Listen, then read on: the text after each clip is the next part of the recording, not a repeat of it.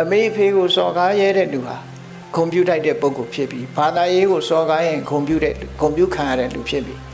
အမေဖေကိုပြုစုလုပ်ကြွေးတဲ့ပုဂ္ဂိုလ်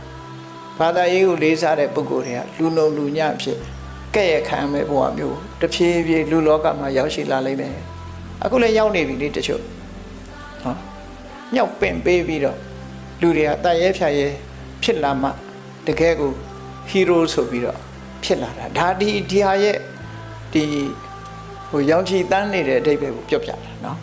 ရောင်ချီတန်းလာအဲ့ဒီကနေပြီးတဖြည်းဖြည်းပိုဆိုးလာဖို့ပဲရှိတယ်နောက်ဆုတ်သွားလိမ့်မယ်လို့တော့မထင်နဲ့ဒါဖြင့်လောဘကစားလိုက်တဲ့ပြဿနာတွေဟာဘယ်မှာအဆုံးသတ်တုံဆိုဒေါသမှာရောက်လာခုလောဘရှိရင်ဒေါသဖြစ်လာတယ်ဒေါသဖြစ်လာတဲ့အတွက်ကြောင့်ခုနအဲ့ဒီကြီးမားတဲ့ဒေါသဖြစ်လာတဲ့အခါကျတော့ဘာတွေဖြစ်တုံဆိုရင်တထန္တရာကတ်ဆိုတာလက်နဲ့တိုက်ကြခိုက်ကြတဲ့ခေတ်ကိုရောက်လာ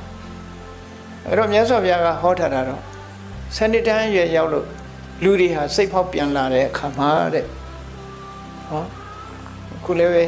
ဒုံးမြန်ကြီးတွေတကားကားနဲ့အနုယူလက်နဲ့ကြီးတွေတကားကားနဲ့ဘလောက်ကြောက်စရာကောင်းတဲ့အနေထားရှိတော့အားလုံးဟာတကယ်ကိုစွန့်တက်တဲ့လက်နဲ့ကြီးတွေလေစွန့်တက်စင်ကာပူလိုနိုင်ငံဆိုရင်10မိနစ်တွင်ပျောက်သွားနိုင်တဲ့အနေထားမျိုးပေါ့